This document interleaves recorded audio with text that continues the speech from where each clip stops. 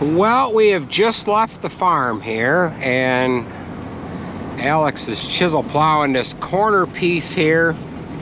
This is some early ground, some of our earlier ground, I should say. It lays pretty dry.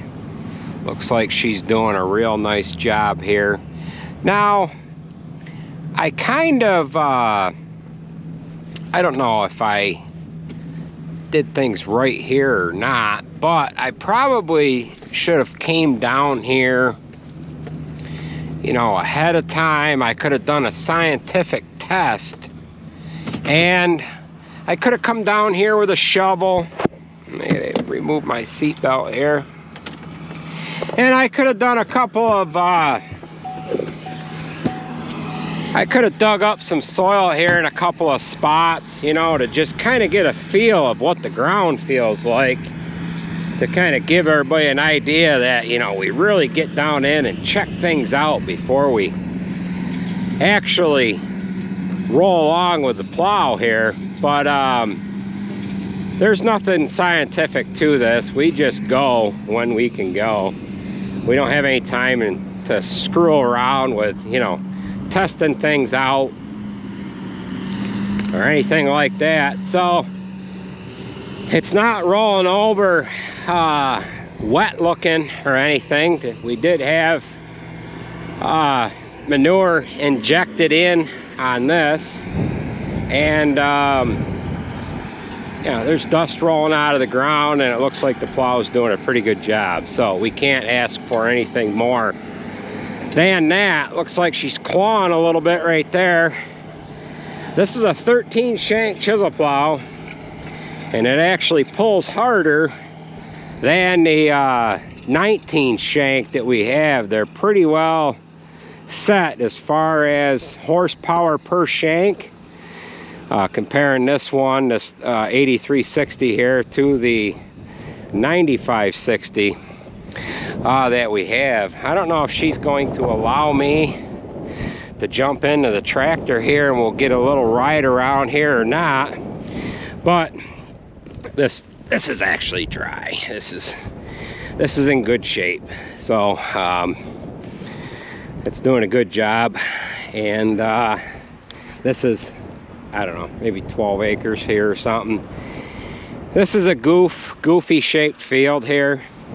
Doesn't matter if you farm it this way or you farm it that way, you still end up with a frickin' corners in it. So it's a real booger turning around. On the headlands, you can't really go right back and forth. You've got to do a figure 8 turn in order to get turned around, and it's a pain in the butt. So that's why she's doing a figure 8 turn there, and then she'll probably hopefully come back down through here. But see, she sees me standing here, so she's probably going to go all the way over there. She's going to make me walk over. So like I said, this is the first of the actual dirt work that we have done, and this was injected. You can see the slits in the ground here. There's a little bit of manure sitting on top of the ground here. You can just barely see the different texture of the soil there, and that is actually manure.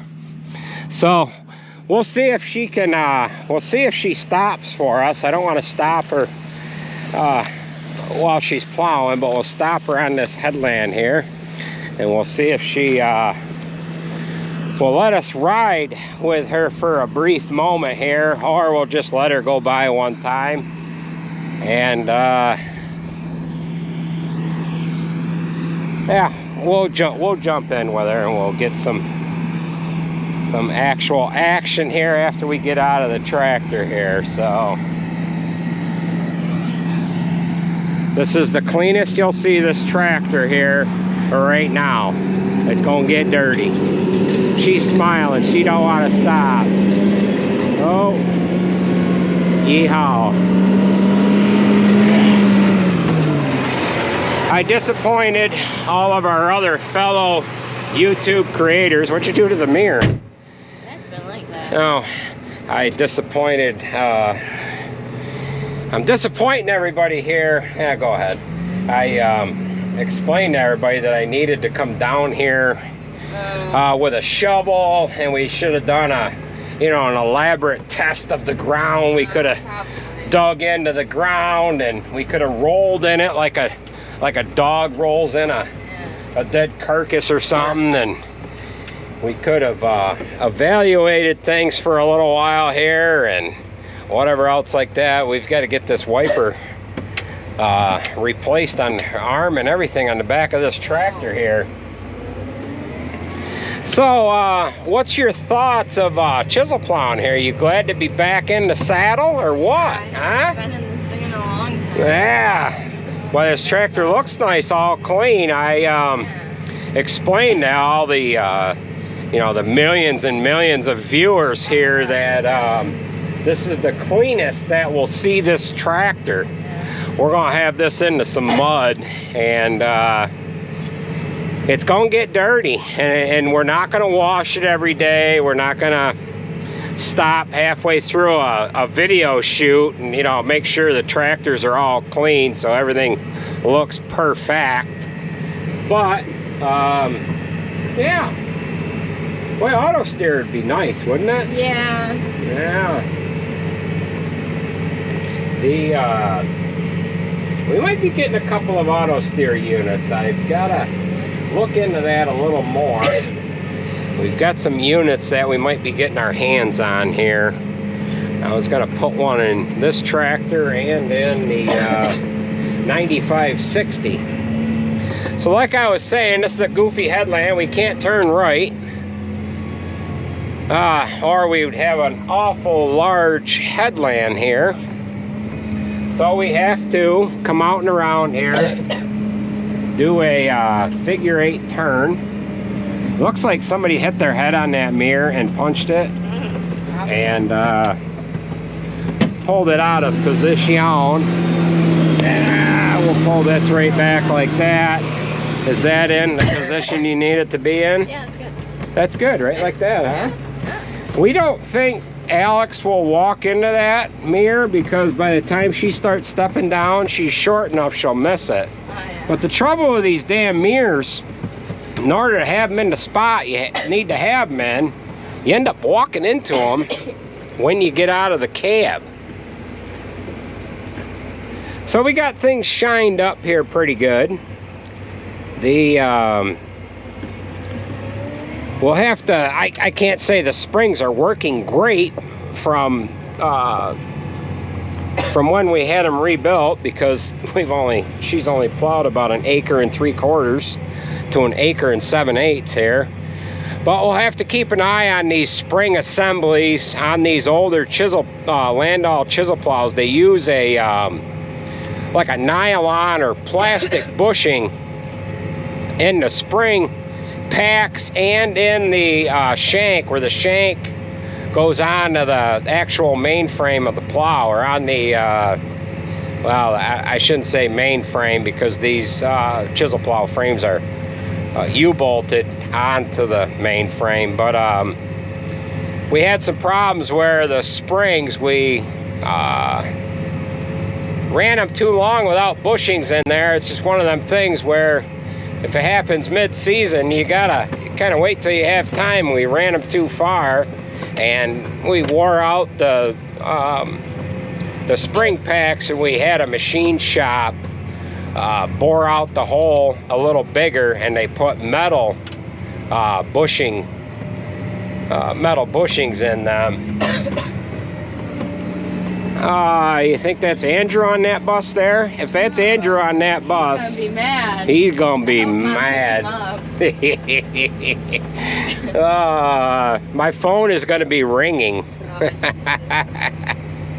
The 9560 is in behind the shot. Why didn't you grab that one? Well, because, this one's the one I'm normally in. Yeah, you kind of like this tractor, don't you? Yeah, it's pretty nice.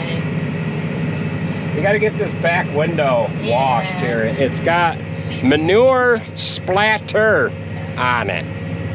And I should take a grinder and cut that wiper arm off.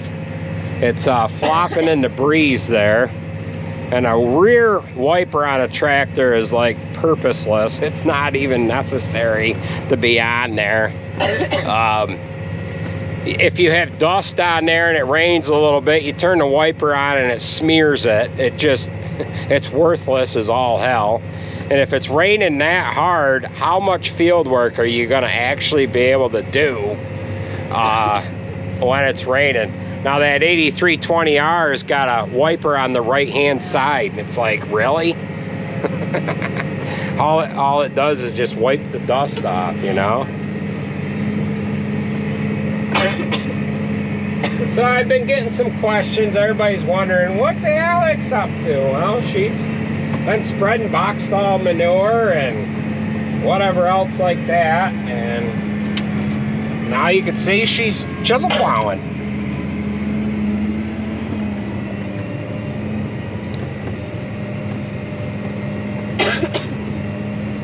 She hasn't been feeling too good. She's just coming out from a nasty cold. My wife's got the same problem right now.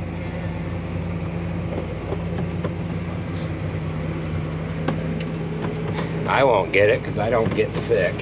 So I just, yeah. This field is shaped so freaking weird. Yeah, I was just explaining to all the viewers, the millions and millions of viewers that we have, that doesn't matter which way you farm this field. You can farm it north and south, you can farm it east and west. There's another school bus. That might be Andrew on that bus there.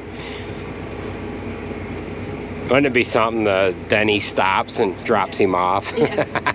He's running, falls, backpack everywhere. Hey, teach, I can't do my homework. I got off the bus and lost it all in the field. Yeah.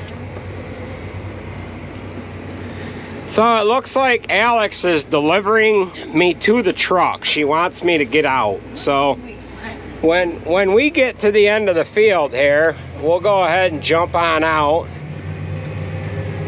And we'll take a peek at what the manure crew's doing.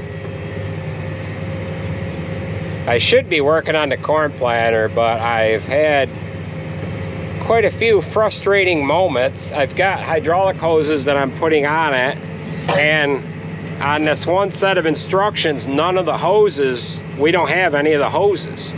So I'm like having to kind of cross-reference them. I went into another set of directions. They're on that set of directions, but now I'm to the next step, and the hoses that I have to put on now, I have to go back to the other set of directions. So right when you get to the end, let me out here and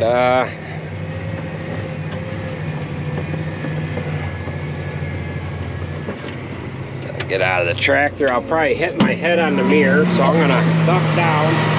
Well, after you get this done, leave enough time to do damage control up on brinks, all right? And we'll see how things go when you get done, whether you stay up, leave it up there, or bring it home, all right?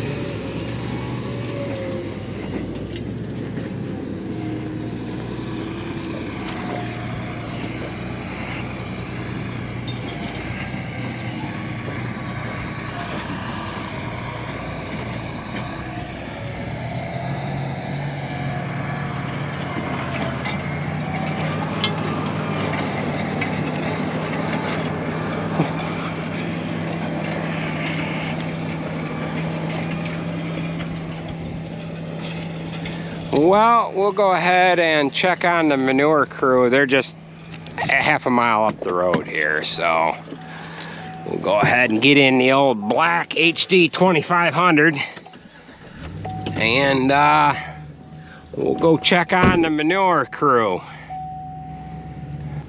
Well, we are just getting on the location here where they're spreading manure. Now I had the drone up in the air here the other day, so we're gonna kind of be doing a little bit of a repeat of what we did here the other day. So Lukens is getting ready to pull out. Jared's pulling up to the frac tank here, and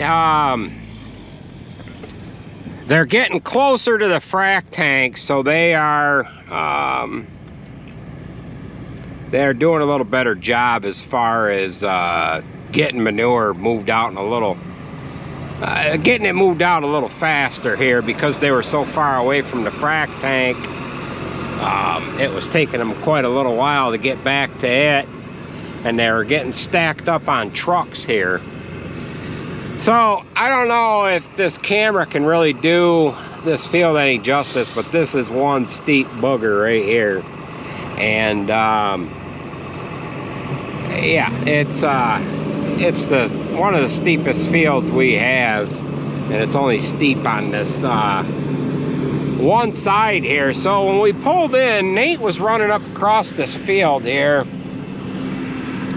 across this other side, and it's actually harder to go up this hill spreading than it is to come down it. You want to go up it full and turn around and kind of come back. So Nate's running the 9410 with the 8,500 gallon tank, and I'm not, Sarah must be over on that other side.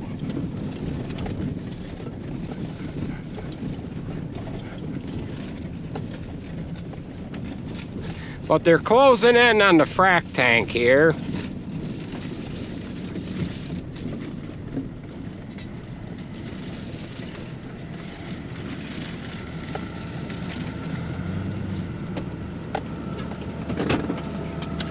We'll go ahead and get out. I'll get a little closer to this unit here, and we'll show you how the old application process is going on here. He's got to be just about empty. But that tip is cutting a trench in the ground, and as it's cutting a trench in the ground, that manure is entering in right in behind it, and then the ground closes in on it. So I can hear the way the pump is sounding. He is getting just about near empty right at the moment here. And being that he's going up over the top of this hill here, all the manure is going to be coming back into the tank.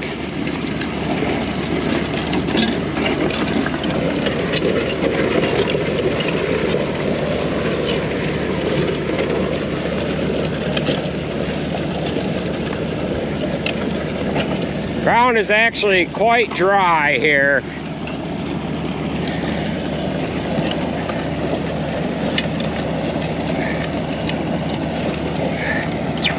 Leaves a little bit on top of the ground, but not much.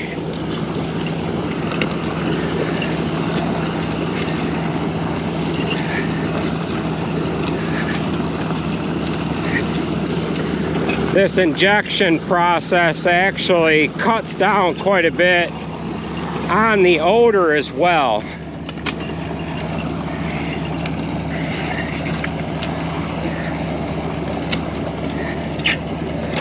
Well, he's to the end of the field, and now I gotta walk back to the pickup. Sarah's way over there.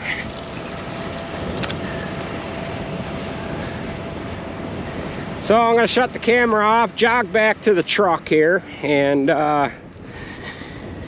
we'll take a peek at the 9320. I didn't have time the other day to actually video that at all, but we're going to video it today.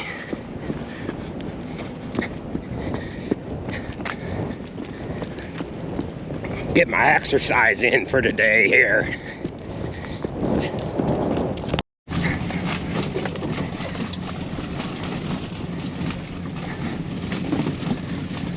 Well, if you can see Jared down there, he's just rolling out. And we just kind of caught up with Sarah here. She's heading down to the frac tank to get a load. And I can't tell what truck is here. Actually, I know what truck is here right now. It's Jason with truck 6. Jared's pulling away. Jason's offloading or getting ready to offload. That frac tank actually might be full. And Tim is pulling in. So what we're gonna do is we're gonna jump up in this tractor here and we're gonna go ahead and load Sarah. These guys are waiting to offload because they're getting ahead of the actual spreading process here. So we can gain a little bit of time by jumping in this frac tank and pumping off this load onto Sarah. Nate's coming down over the hill now. He's coming down to get loaded as well. There's the phone.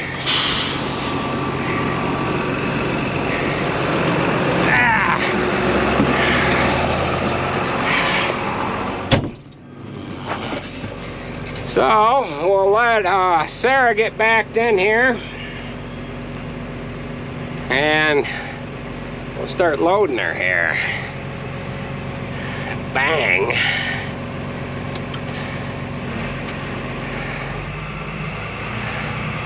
Alright, we got her loading.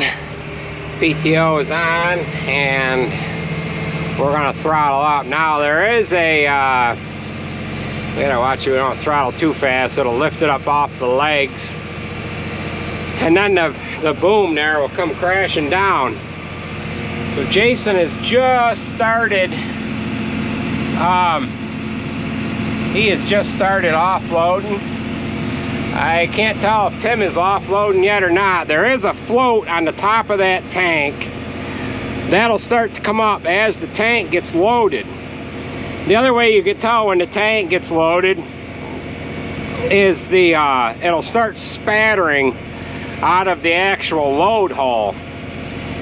So we'll give this a minute or two, we'll get her loaded, and then we will see if we can jump in the 9320 here or run along beside it or do something here. So we'll join up with you in a quick moment.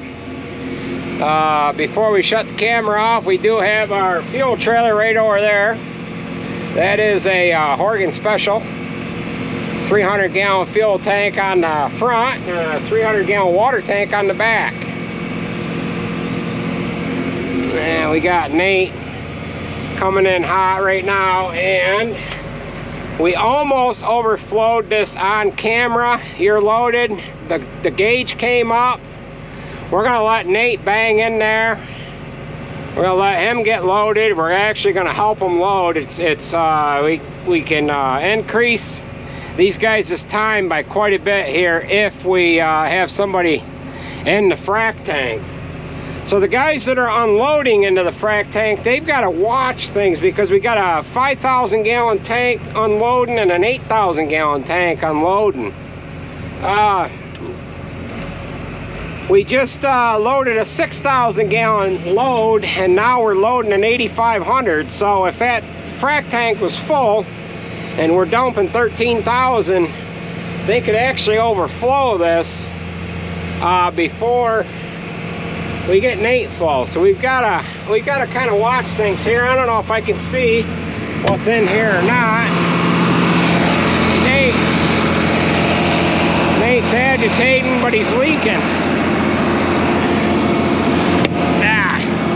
Climb up on this tire here, and that's how much we got in the frac tank. So you're good. Nate tried agitating and he was starting to have some come out of number 6 there, so I had to shut him down. So I better get back in the cab here because he's going to be full in a brief second. He's got a float gauge right in the middle of his tank too. Sarah's climbing up over the hill there. Too bad we didn't have the camera right there. That 9320 is one mean sounding machine. So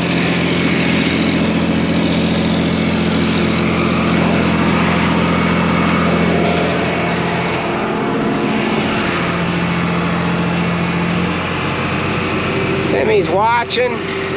Nate's not sure what he had going on, but at least he stopped her. And Jason's pulling out.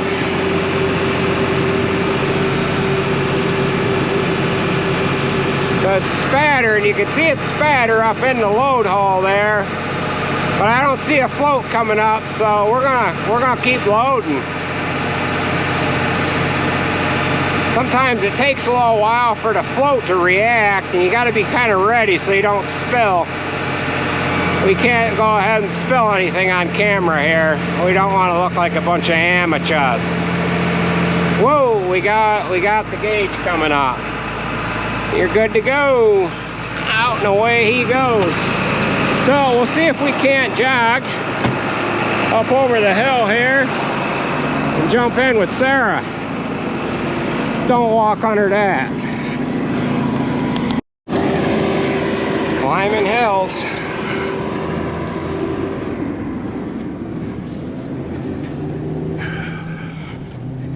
Sarah might not be as friendly as Alex was as far as stopping to let us in, but we're gonna try.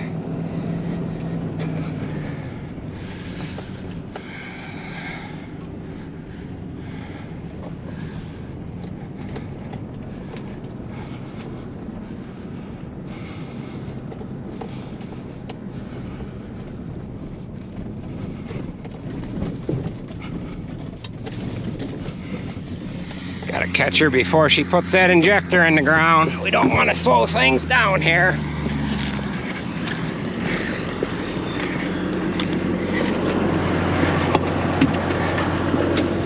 What are you thinking? I don't know. All right. What do you think of this old girl, huh? Oh, it's so much fun. Yeah. This one here's got a big old lever. You just about got to stand up to get it engaged. So she's got to get lined up. She's getting matched in with her last pass. She ran out of manure, but she could tell with what's sitting on top of the ground where she's going to have to start. So she will put the injector down and engage the PTO kind of at the same time. The injector just went down. Whoa.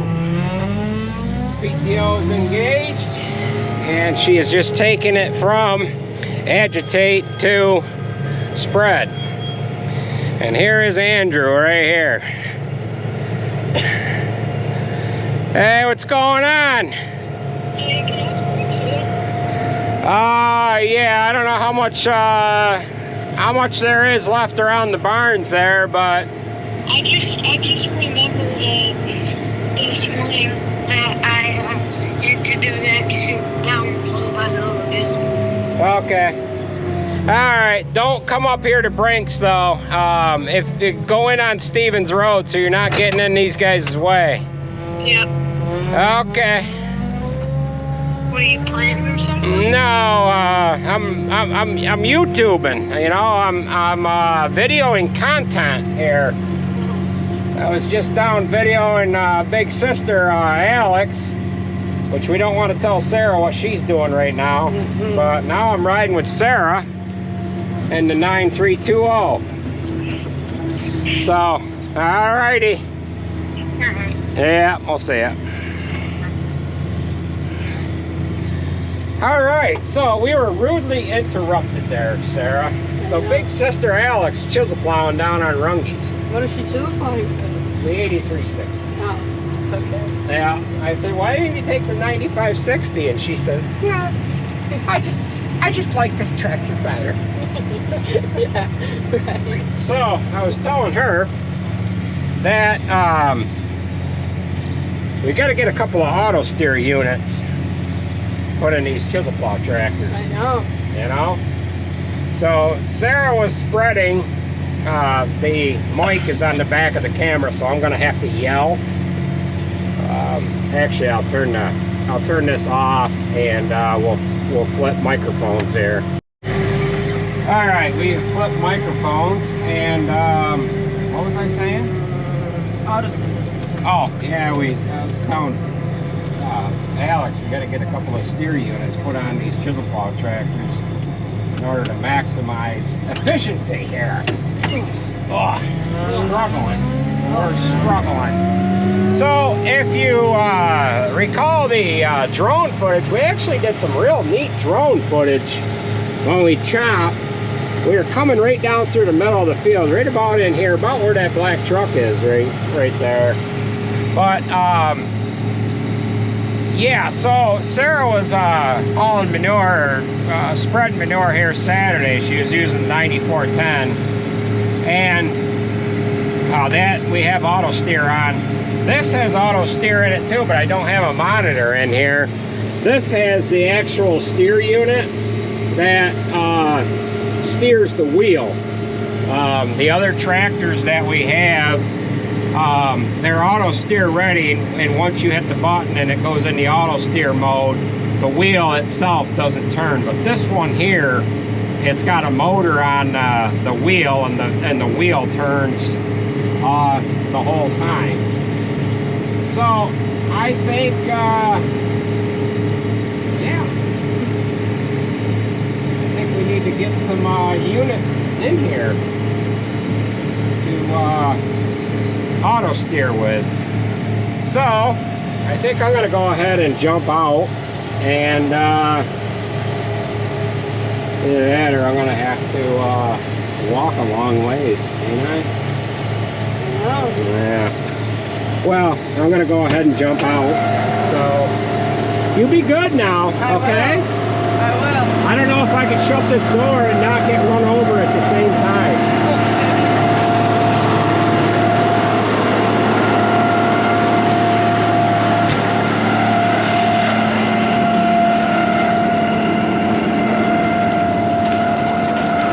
This unit here has the same shanks. It's a Dietrich shanks with Dietrich tips. Manure goes into the ground the same way on this one as does the other one. But on that other one, I kind of explained it the other day that the shanks are staggered. The two in the middle are set back, and it actually allows for better flow through the shanks on the chisel plow for when you get into ground that has a lot of trash on it. This unit here has the regular Noon hitch on the back, and Noon built a special hitch on our other spreader to accommodate the injector that we have on the other one. The injector that we have on the other one came off of a Jamesway, and this hitch here is different. So it looks like we have a little bit of a leak here on this coupler, and she's empty. You're empty. So we're gonna go ahead and walk back to the truck here. And if you can hear that 9320, that sounds a lot meaner than that 9410.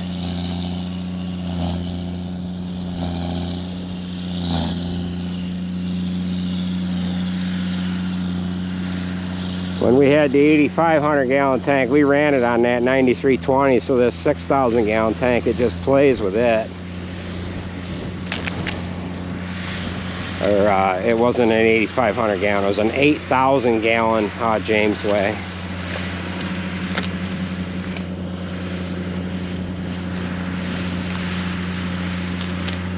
But if the weather holds for us, this is the first ground here that we should be able to plant corn on first. I think it was where I started first here last year. There's 90 acres on that side, 90 some on this side. So it'll give us 180 acres or so right in this area, and then down where Alex is, I can plant that next after this, and it'll give us just shy of 200 acres of ground that we can get on here. So we're gonna go ahead and get back to the shop. I might have to load these guys again, and then we're gonna sneak on out of here and see if we can't get back to the shop and get a little more done on that planter.